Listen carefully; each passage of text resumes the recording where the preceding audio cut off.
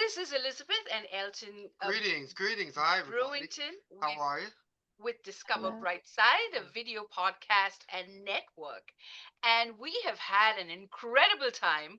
We are doing 30 speakers and 12 sessions, all to empower you on prosperity.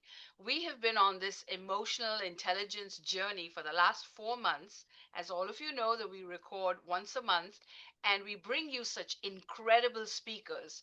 We're living in times when everything is changing and no one person is an expert on anything and nobody knows what's going to happen. So bringing people together, and as a community we have a stronger voice and we have um, beautiful things, and then we help you get discovered on our show. So today we're discovering Becky and Brooke, and we hope you're going to enjoy these live talk interview style. And let us know, write us a comment and subscribe, because we live on your subscriptions. So I'd like to introduce Brooke Triplett, and she's from Bali, actually originally from Australia. And Brooke is the founder of She Sells with Brooke, a recruitment and education company that trains women to launch successful careers in sales with guaranteed job placement in top coaching and professional search firms. And what's very interesting about her is she has 33,000 followers and more than 6,000 women for her 5 day freedom sprint. And she has built a company from bootstraps to 8 million in revenue. So we will hear from her. And then I have one of my favorites, because we're doing designers, and we have Beccy Dickson from the UK, and she's a British designer and founder of Branded Biophilia, and it's a sustainable design studio creating immersive plant-based experiences for brands and events, from London Fashion Week to Amazon Fresh and Facebook activations. And she's known, and this is what we want to talk to her about, she's known for her signature living walls and her circular design of ethos. So welcome both of you, and I'll Thank start with um, Becky. you. Hello. So Becky, tell us all about these living walls and this fabulous journey that you've been on. Oh my goodness. Well, it is fabulous. I'm grand old age of 46, and I've found my reason for being, if you like, the thing that I love doing. And it was about 3-4 years ago. We had a customer come to us. We used to run a printing company, and we had a customer come to us and ask us to brand a living wall. And it just stemmed from there, really. We decided that that was what we could do. We as you know, printing is very unsustainable, and it just took us into the sustainability market, and we just sort of developed that product. Sadly, my printing company actually liquidated a few years ago, but what we've done is we've brought the two together, and so we have this sort of niche where we can brand living walls. We've always worked in events, so we always put together activations. So the wackier the better. My colleagues hate me because I'm always like, yeah, let's do this. This is crazy. We can do this. We can do that. They're like, but we've got to build these things. So that's kind of, what we do, just as mad as possible, and bring some imagination, creativity, and all sustainable, and working to a circular model, which is, every job that we do, we always bring the plants back. We look after them in our nursery on site. We always reuse the plants, always. So every job, whether they're fillers or front facing, they'll always have plants from the last job and the last job and the last job. And the same with the materials. Our living walls are built from wood, and they're like Lego bricks, actually, and they stack together. So everything's reused over and over again, and that's how we work. Yeah, trying to look after our beautiful planet and give back. Oh, I can't hear you. You're muted. Yep. You are That so always you happens. are so amazing because I go to a lot of these conventions and trade shows in America, and I get disgusted with all that paper and all that waste. And Oh, when they take it all down, it's going straight to the landfills, and absolutely. people I'm spend so much money on these backdrops. So yeah. this is fascinating that you are doing a sustainable version of it.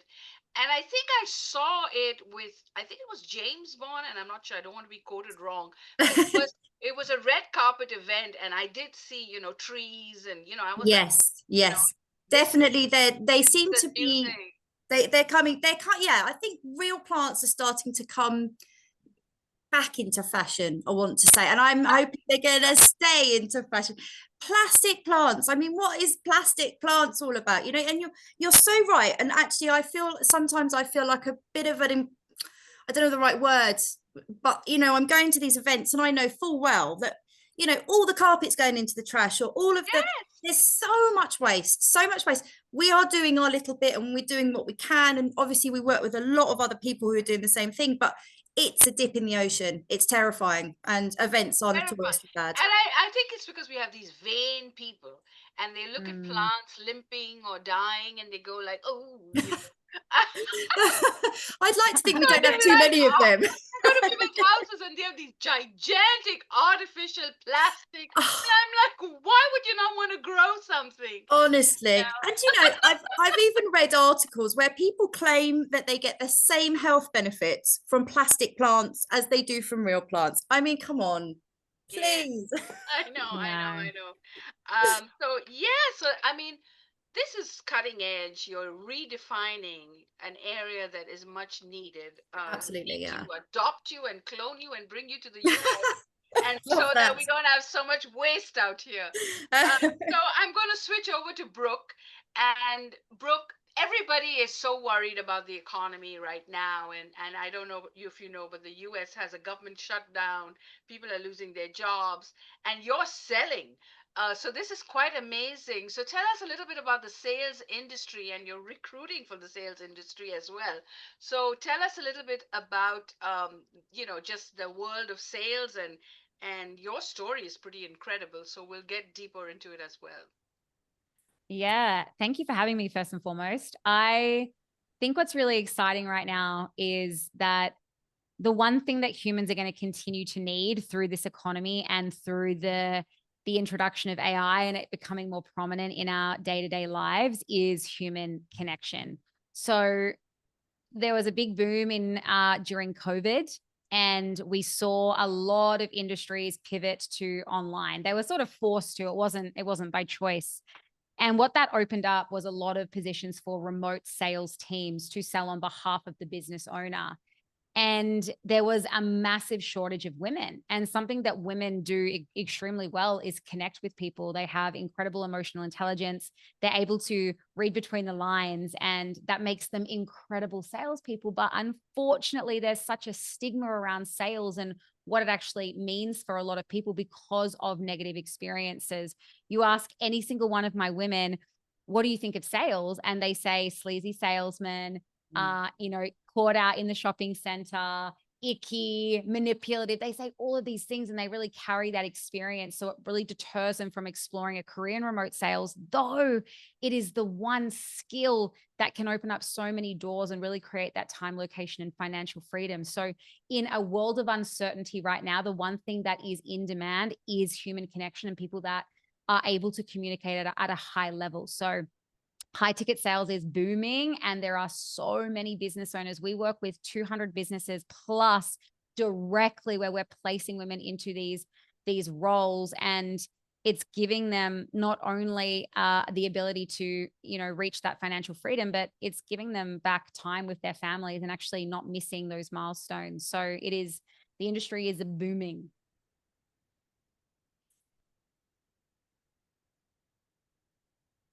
You're on mute. I, I Oh, there we go.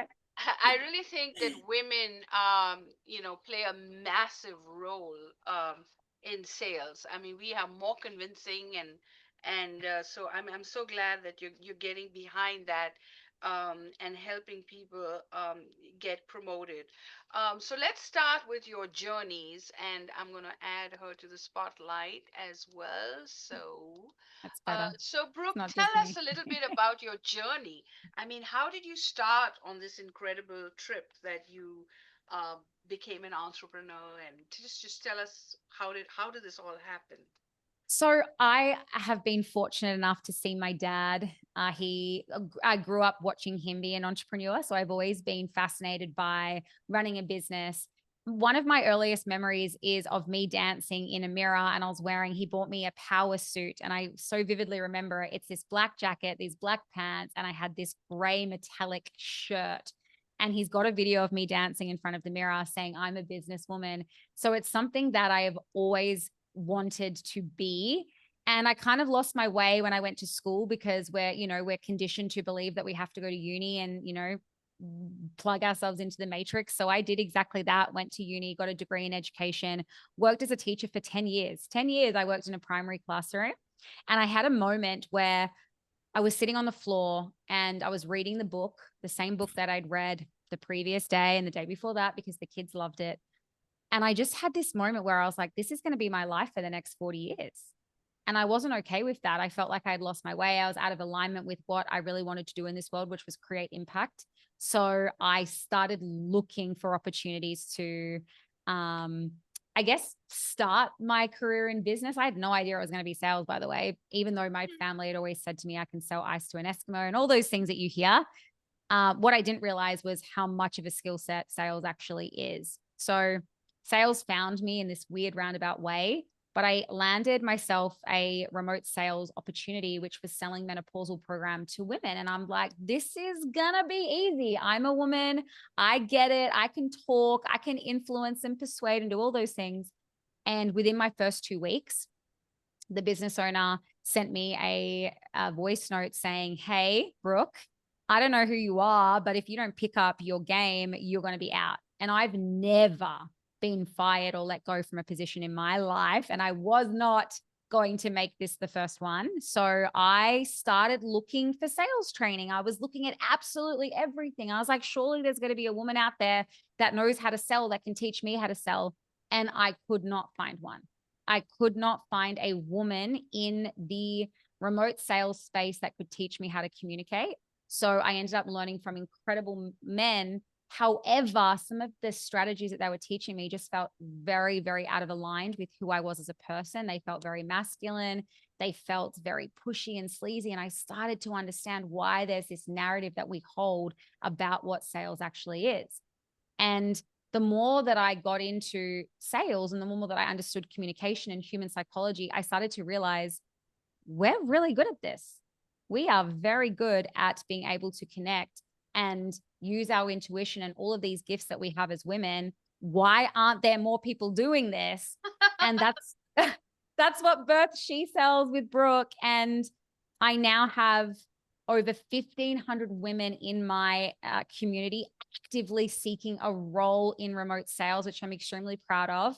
And a lot of those women are absolutely thriving because they've learned how to communicate at such a high level. It really removes all the stigma and the fact that we think it's about persuading and convincing. It's absolutely not. The way that I like to view salespeople is as change facilitators. We are facilitating a change within someone from who they are to who they want to become. And that is a really uncomfortable thing to do by yourself. So where a salesperson comes in, particularly a woman, is we're able to hold that door open and say, hey, follow us. I've got you. It's okay. You're safe to take that step through. And that's the most beautiful thing about sales. That's my story in a nutshell. Well, I have a question. So, I mean, this is amazing. It's quite fascinating. So, I'm just curious how you manage the process. 300 to 500,000 people connecting to you. How do you manage the cycle of communications? That is the most strategic element of it. And your responses to them. I mean, you must have a very sophisticated email process or something like that. Well, we have a community on school, and I am a leader who believes that my presence within the community is important, and that's how I lead. So I'm certainly not someone who you will never see. I run 8 live sessions per week, which is one to many. So I have between 50 and 60 women, sometimes more, in a session where I'm delivering one part of the sales process. I have 6 other coaches who also, so we have 35 live sessions every single week. With all different types of coaches, from sales strategy to mindset, because we know in sales that a lot of success in sales comes from mastering the inner work and recognizing that rejection doesn't mean it's not something personal. It doesn't mean anything about you. Being able to continue to show up when things feel really heavy and really hard. So we offer all sorts of training, and I have in the school platform that I use, you can DM me, which I try to stay on top of them as best I can. But there's just a mutual understanding that I am available, but I do have boundaries that I need to put in place too, because I'm a mum. So I have a little boy that is my priority as well. So at the end of the day, my laptop goes down and I am present with him. And that's also, yeah. It's hard. I'm not going to lie. It is hard to communicate with that many women. Wait. I'll be right with you. Yeah. You know, this whole podcasting world, right? Originally when people were on TV, people never got to meet celebrities in person, or there were no workshops or classes or anything. Now Yeah. that we are podcasters and people actually meet us on Facebook or Instagram, they want more and more access to us. And I so know. you're right, we got to put boundaries. And I was just telling my husband, we don't want to hurt people, but at the same time, you've got to really put people on a schedule. So Well, something, if I could just say also on yes. that point, something that's really helped me is having a mutual understanding with my community. So right from the get-go, I make sure we speak about the values and how we together as a community all empower one another to rise. And one of our values is radical candor. And what that means is, like, at any point they can come to me and give feedback, which I will receive, but the same goes to me. So even just this week, I had to do a post in our community where I said, hey, I want to do a realignment post. I want to make sure that we're all in line with our values. Right now, I need you to cut me some slack. I am about preparing for one of our biggest events of the year. My head is just full event mode. And I apologize if it's taking a little bit longer than usual, but the double, triple follow-up messages, I see them and I see you and I've got you and I'm cheering from the sidelines. But right now, my focus is elsewhere. And when I do realignment posts like that, they are always so well received by the community because we have that mutual respect and understanding of the values within this community. Any thoughts of micro modeling this concept in other industries? Is that a prospect? I haven't thought about it. I mean, we're 18 months into our business journey, so we're still learning to crawl, I Right. would say. We'll keep case studies. Yes. Case studies For sure. and processes that way. Because That could be with great. AI now, everything is scalable, Right, and you Right. can just grow, like Right. to quadruple your size very Yeah. quickly. I like a piece of that action if you decide to. Perhaps you can find some solutions to help you consult your way into another. Because you're right, women in certain industries have been, kind of side modeled out of an industry sector, and they have not been Mhm. looked at conclusively about developing. And it's an amazing thing because, I mean, we're changing as a culture. Yeah. Our culture's Right. shifting, and we're putting, actually, we're shifting into overdrive, of what we could be and where we're going and the areas and targets. I mean, because if you're not thinking that way, thinking about the international space, there's great need that way. And so, yeah, good Yeah. Wow. considerations. Love it. Yeah, Love absolutely. it, How about love it, that? love it. And I'm going to spotlight you now. Over to you, Becky. You have worked with major brands like London Fashion Week, Amazon Fresh, and Facebook. And Mhm. how do you balance your creativity, sustainability with this big brands? How does that work? I mean, I think with a lot of the big brands now, they have to be showing, that they're following sustainable and circular models. So, working with us that's one of our big selling points, I would say. Yeah. Yeah. So tell us a little bit about London Fashion Week. What did you do for them and Amazon and Facebook? Okay. So, well, London Fashion Week, actually, talking about the Women Network, it was with female entrepreneur I also 100. I met a lady called Victoria, and she runs Unhidden, which is a adaptable fashion brand for disabled people. And she contacted me immediately and said, I want you to do the fashion show. And it was just probably the most amazing moment of my life. I mean, I always wanted to work in fashion. That just wasn't for me. I can't draw, so back in the day, it wasn't quite so easy to get into that route, I don't think. And so the moment of putting up probably the nicest wall I've ever done, I think it was beautiful, and having those models posing in front of it, and I was just like, I'm there, I've done it, I've made it. So it was one of those moments in life where you know, one way or another, you'll get to where you want to get, even if it's through a different route. But yeah, so that was an amazing opportunity. Amazon Fresh, gosh, how did we this was one of our first jobs, actually, so that was quite incredible. It was a long time ago, because we were doing living walls before we were branded by Affiliate. We rebranded from Eco Foundry to branded by Affiliate, so I'm not sure on the specifics. I mean, we have a lot of contacts in the industry because we've worked in events for so long, so it's actually very interesting listening to Brooke, because I'm typically one of those ladies that just hates selling. I'm just not the sales. I'm just not. I'm gonna have to speak to Brooke. Surprised. Let me Because help you. yeah, absolutely. Maybe this is all meant to be. My ex-husband, who I work with, he's basically the salesman of the company, and so he kind of deals with all that side of things. I'm more PR and all this sort of stuff, and accounts and creativity. But yeah, so he's more the salesman, really. Mm. Yeah. The question: Did you have you modeled your London fashion show according to New York fashion show? Some similarities. I mean, it's an amazing show. It's an amazing show. Yeah. New York fashion show. I mean, so tell us a little bit about that. Have you been to the New York Fashion Week? No, Really? I'd love to. Really? I'm here. Oh, wow. So I guess you can't compare them. Oh. No, listen, I'm ready. If anybody's watching, bring me to New York. It's an amazing fashion week. Oh my God. And maybe there's some things that could be captured to that. Oh that yes. could benefit the growth of your model that way. I I mean, because fashion in London and fashion in New York and fashion globally, oh, they have some amazing indications. Yes. Amazing. I mean, I've just seen Stella McCartney. She's just working with a company called Feathers, and they've just developed a new thing, which is a feather, which is obviously not a feather but sustainable. Absolutely amazing. I'm so excited about what's coming out.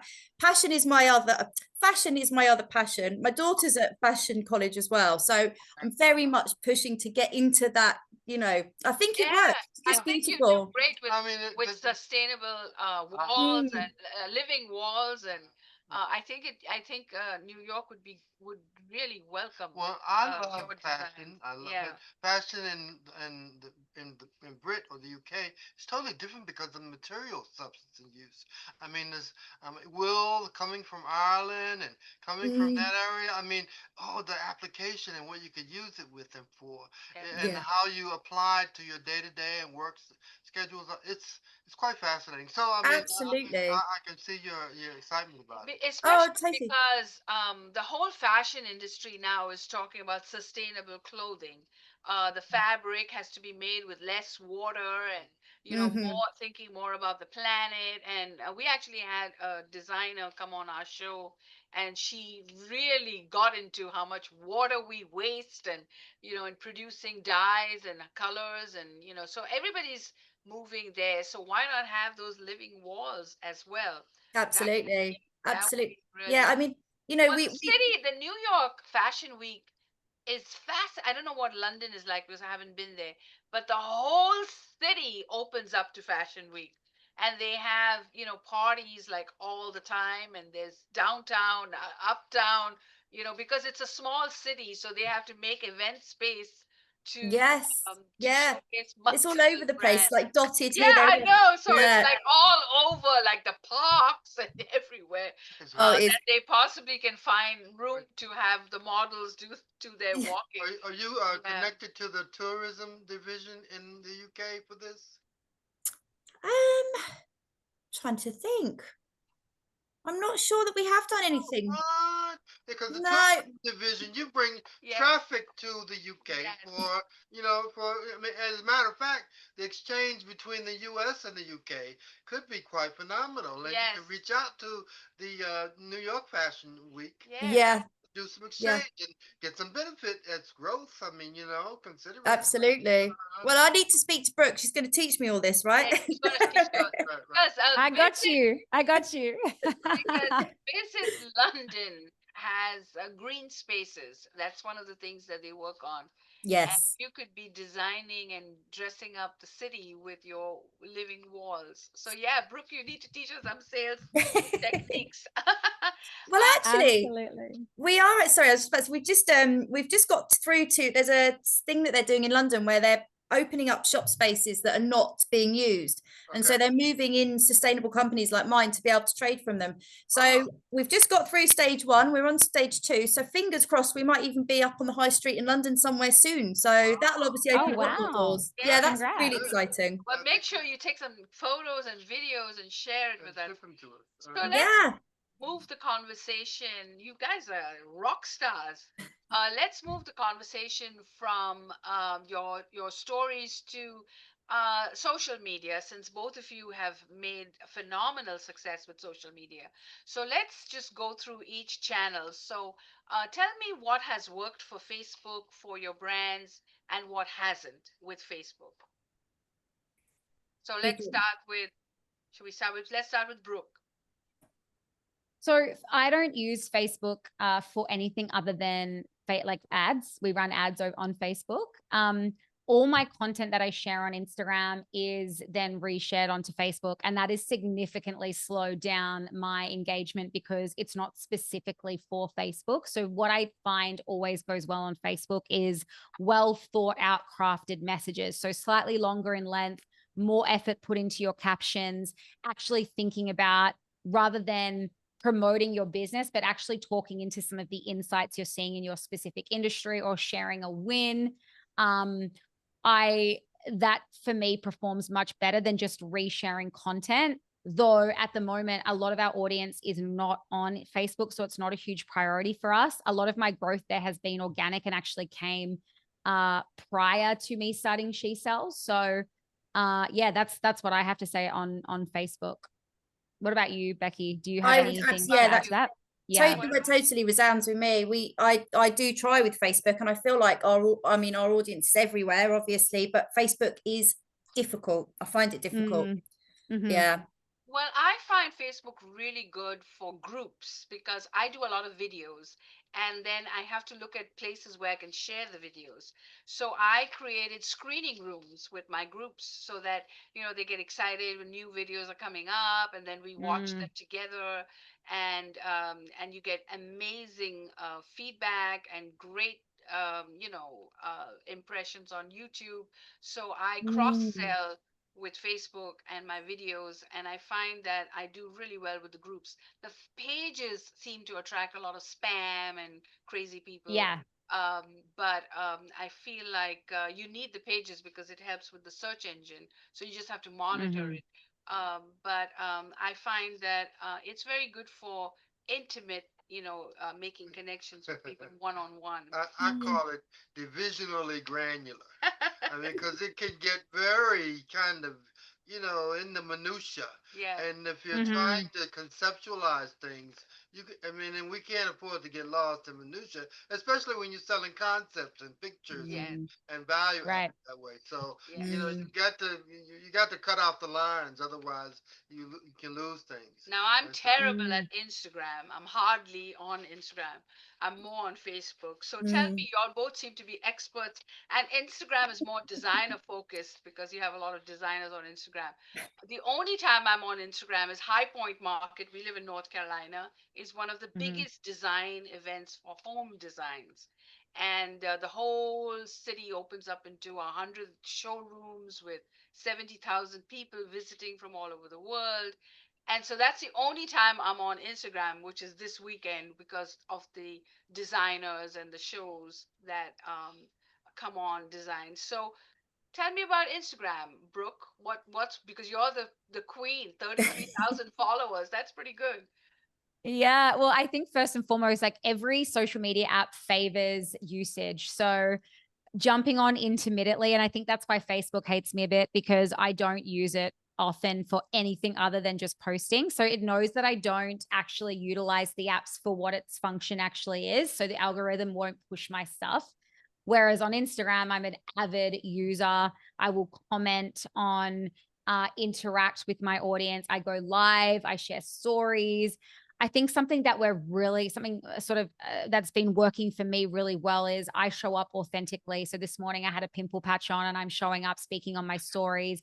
I show up rain, hail, or shine when I'm crying, when I'm because I really have noticed lately that everyone is craving people who are in touch with reality, what's going on in the economy, speaking on things instead of showcasing flashy cars and designer handbags, which is where social media, particularly Instagram, was. It's now moving away from that into real, authentic, raw, real stories, hearing about being, being vulnerable, showing up authentically. That is really landing for me on Instagram right now. So I still have an aesthetic feed that is important. Just for because when a lot of people are driven to your page through, whatever they piece of content they see on Facebook, they come to your page. So you want to have an aesthetic feed in, matching your branding colors, making sure that you've got the 3 pinned posts at the top that actually explain what you're doing, what your purpose is. But how I show up in my stories is exactly who I am. I'm in bed, I'm doing whatever, and I'm like, this is my life. Come into it. Yeah, And that's working really well. yeah. Yeah. I think I think that you hit it on the net because people really follow you when they see your stories. And I remember when I first started podcasting, I said, oh, Mm, nobody came on the show, and then everybody jumped in and supported you. And that was really precious. And one time 10 years ago, I was miserable because it was my birthday and I wasn't, feeling in the mood because I didn't have a lot of friends at the time. And Facebook just blew up. I had like 600 people wishing me happy birthday. And and I was like shocked because I think that is what social media does do. So I am going to go on Instagram and follow you because I need to get better at it. Now, what about you, Becky? How's Instagram doing for you? We're okay. I mean, I think we've got 6,000-ish followers, but I will be honest, Instagram I leave to my daughter. So she's a little whiz with stuff like that. I was saying to Brooke before, she's actually started a TikTok account for for her granddad, my dad, who's got Parkinson's, and she managed to blow it up. I mean, millions, it went completely viral worldwide.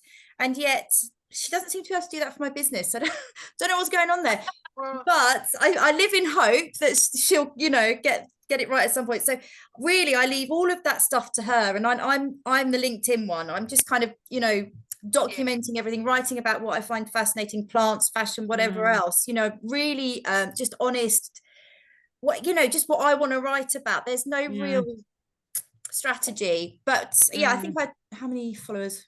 It's about 6,000 on LinkedIn as well, I think. So that's the one I focus on growing. And then I'm leaving Pinterest, Instagram, not so much Facebook because she's too young for that, I believe. well, It's for us oldies. you guys So have yeah. outlined something very interesting because industrially, each social media platform will do different things Mm-hmm. and it will reach different people.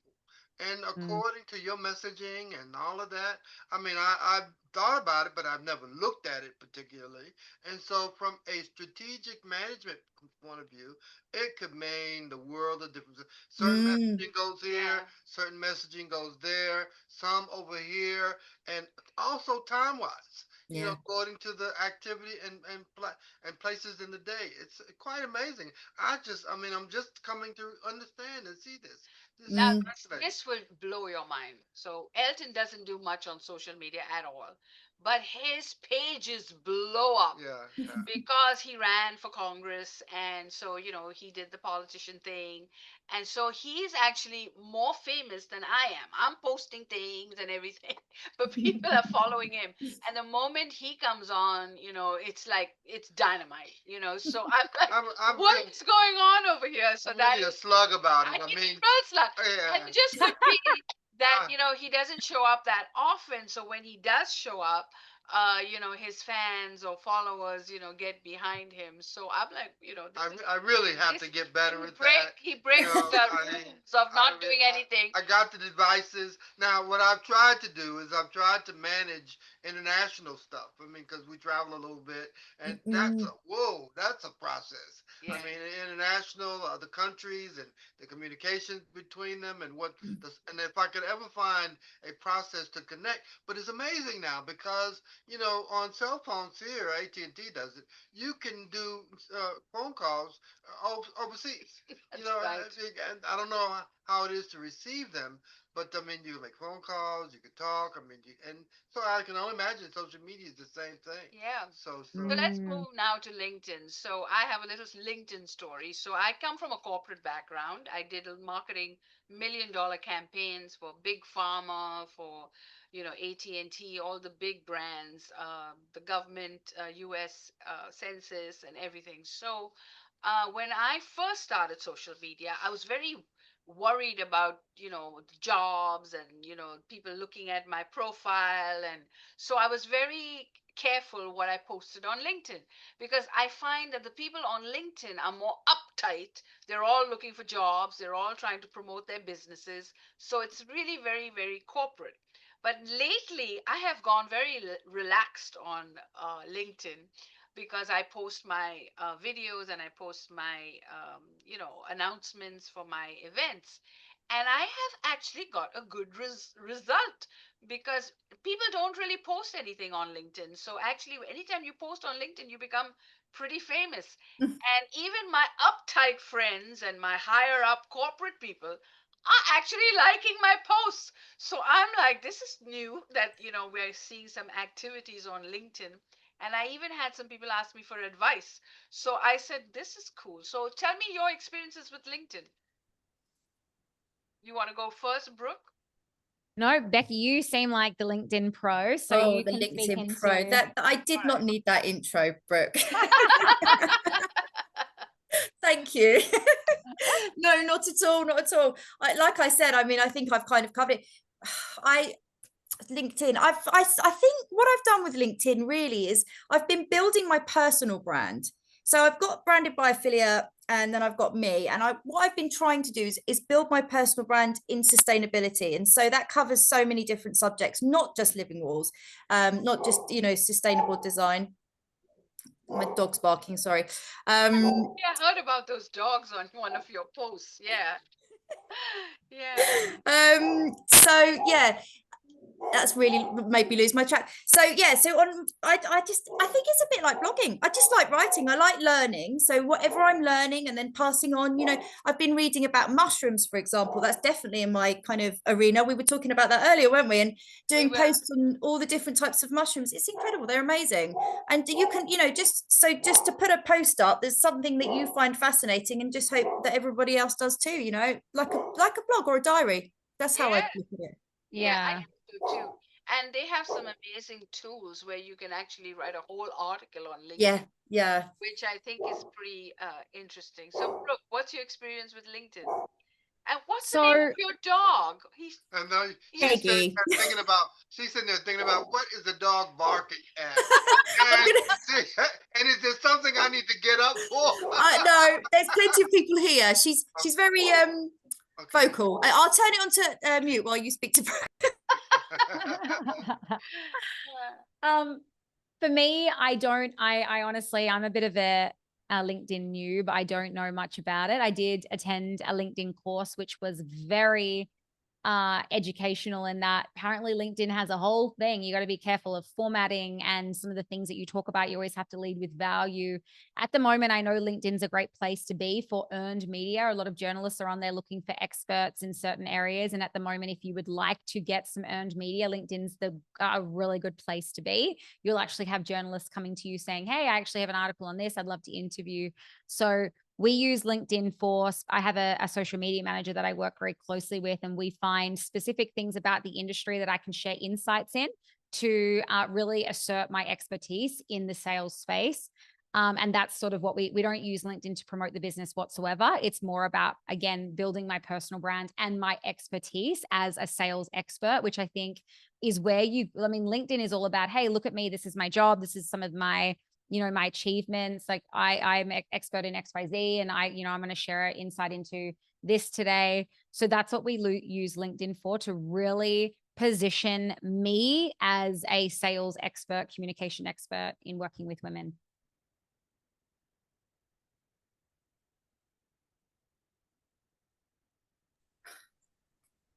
You're on mute. LinkedIn is mostly a place to find jobs. So given that you do recruiting, I'm surprised that you're not more active on LinkedIn. But I do understand, because the way I look at social media is learn one channel, learn it very well, and then try, because some people try to do everything and it becomes one hot mess. So YouTube, I'm a big YouTuber. I love YouTube. I probably watch it all the time. So what do Yes. you all think about YouTube? Who wants to go first? Well, I can go love first because YouTube. I've got no YouTube. Okay. Simple. There you go. Over to you, Brooke. All right, over to you, Brooke.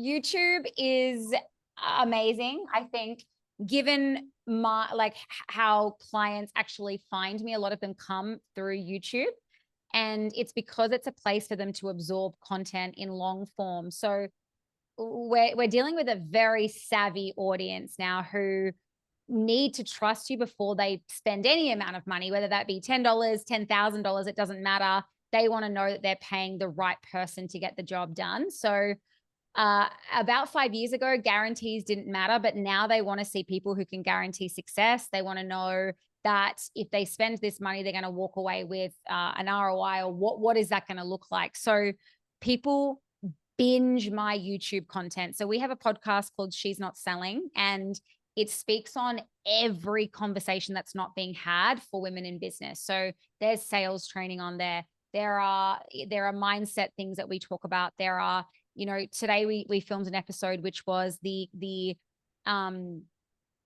slow Pilates lifestyle that women in business say is actually a lie, and that's not what it takes to have a successful business. So we break that down and we talk about, it was a very emotional episode where I'm crying most of the time, but it's definitely not what you think business is when you go into it versus what it actually is. So we just speak transparently on that. And I feel like people really get to know me when they watch my YouTube content, and then they come onto a sales conversation and they're like, I know Brooke, I know that she likes this. I know she's got a son and she's got a husband and she's into these things. Like, they've watched hours and hours and hours of content of me. They trust me. They know what I'm about. They have a good energy about, or they can feel, hopefully, my genuine energy and my authenticity shine through that longer form content, which you don't get to do on Instagram. You don't get to do on TikTok. They really favor that short form, 15 seconds or less. Whereas YouTube, we have, I've got hour podcast episodes on there, one after the other.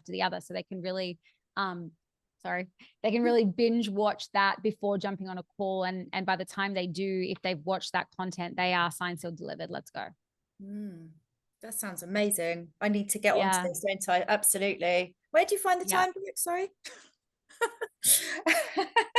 Yeah, I go once a month and I film 4 episodes in that. So today was that time. So I was just there before this filming those episodes. And then that way you've got a lot of fresh ideas, and you only have to do it once per month, because it does.